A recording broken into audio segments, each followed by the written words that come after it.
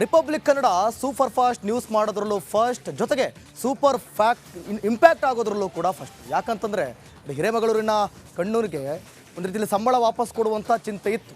ಅದಕ್ಕೆ ಈಗ ಪರಿಹಾರ ರಿಪಬ್ಲಿಕ್ ಕನ್ನಡದ ಮೂಲಕ ಸಿಕ್ಕಿದೆ. ಆ ಕುರಿತಂತೆ ಒಂದು ರಿಪೋರ್ಟ್ ಇಲ್ಲಿದೆ.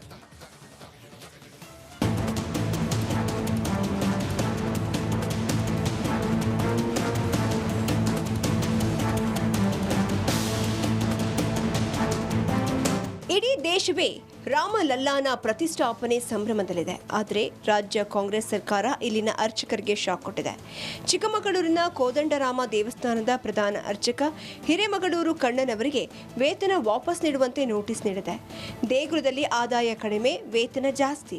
ಹೀಗಾಗಿ 4,500 ರೂಪಾಯಿನಂತೆ 10 ವರ್ಷಗಳ 4,74,000 ರೂಪಾಯಿ ಹಿಂದಿರುಗಿಸುವಂತೆ ಚಿಕ್ಕಮಗಳೂರು ಜಿಲ್ಲಾಡಳಿತ ನೋಟಿಸ್ ನೀಡಿದೆ.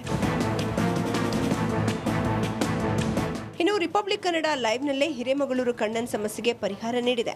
ರಿಪಬ್ಲಿಕ್ ಕನ್ನಡದಲ್ಲಿ ಮಾತನಾಡಿದ ಮುಜರಾಯಿ ಸಚಿವ ರಾಮಲಿಂಗಾರೆಡ್ಡಿ, ಎಲ್ಲೋ ಏನೋ ತಪ್ಪಾಗಿದೆ, ಇದರ ಬಗ್ಗೆ ತಲೆ ಕೆಡಿಸ್ಕೊಳ್ಬೇಡಿ, ಎಷ್ಟು ಚೆನ್ನಾಗಿ ಕನ್ನಡದಲ್ಲಿ ಪೂಜೆ ಮಾಡ್ತೀರಿ ಅಂತ ನೋಡಿದ್ದೇವೆ, ಈ ಸಮಸ್ಯೆ ಬಗ್ಗೆ ನೀವು ತಲೆ ಕೆಡಿಸ್ಕೊಳ್ಬೇಡಿ, ನಾವು ಸರಿಪಡಿಸ್ತೀವಿ ಅಂತ ರಿಪಬ್ಲಿಕ್ ಕನ್ನಡ ಮೂಲಕ ಭರವಸೆ ನೀಡಿದ್ದಾರೆ. ಯಾರೋ ತಹಸೀಲ್ದಾರು ಏನೋ ಕೊಟ್ಟಿದ್ದಾರೆ ಟೆಕ್ನಿಕಲ್ ಆಗಿ, ನಾನು ಸೆಟೆಟ್ ಮಾಡ್ತೀನಿ ಬಿಡಿ, ಯು ಡೋಂಟ್ ವರಿ. ಕನ್ನಡದಲ್ಲಿ ನಾನು ಎಲ್ಲೂ ಕೇಳೇ ಇರಲಿಲ್ಲ ಅಷ್ಟು ಕನ್ನಡದಲ್ಲಿ ಸ್ಪಷ್ಟವಾಗಿ ನೀವು ಅದನ್ನ ಅರ್ಥ ಆಗೋ ರೀತಿ ನಮ್ಮ ಕನ್ನಡ ಒಂದು ನಮ್ಮ ಇದಕ್ಕೆ ಒಂದು ಹೆಮ್ಮೆ. ಬಂದ ಮೇಲೆ ನಾವು ಸಿ ಗ್ರೇಡ್ ದೇವಸ್ಥಾನಗಳಲ್ಲಿ ಅರ್ಚಕರು ಮೊದಲು ತೀರೋಗ್ಬಿಟ್ರೆ ಬರೀ 35,000 ಕೊಡೋರು. ಈಗ ನಾನು ಬಂದ್ಮೇಲೆ 2 ಲಕ್ಷ ಕೊಡಬೇಕು ಅಂತ ಮಾಡಿದ್ದೀನಿ. ರಿಪಬ್ಲಿಕ್ ಕನ್ನಡ ಕಾರ್ಯಕ್ಕೆ ಹಿರೇಮಗಳೂರು ಕಣ್ಣನ್ ಅಭಿನಂದನೆ ಸಲ್ಲಿಸಿದ್ದಾರೆ.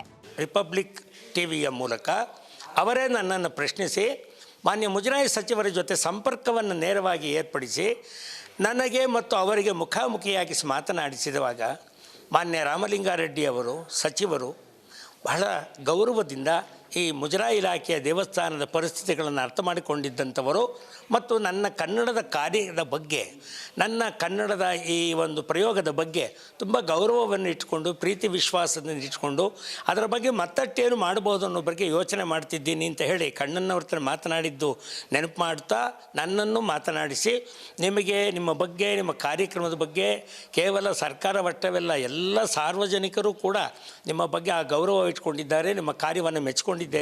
ಒಟ್ನಲ್ಲಿ 5 ದಶಕಗಳ ಕಾಲ ಪ್ರಧಾನ ಅರ್ಚಕರಾಗಿ ಸೇವೆ ಸಲ್ಲಿಸಿದ ಹಿರೇಮಗಳೂರು ಕಣ್ಣನ್ಗೆ ಸರ್ಕಾರ ನೋಟಿಸ್ ನಿಜಕ್ಕೂ ಶಾಕ್ ತಂದಿತ್ತು. ಇವರ ಸಮಸ್ಯೆಗೆ ರಿಪಬ್ಲಿಕ್ ಕನ್ನಡ ಮೂಲಕ ಪರಿಹಾರ ಸಿಕ್ಕಿದೆ.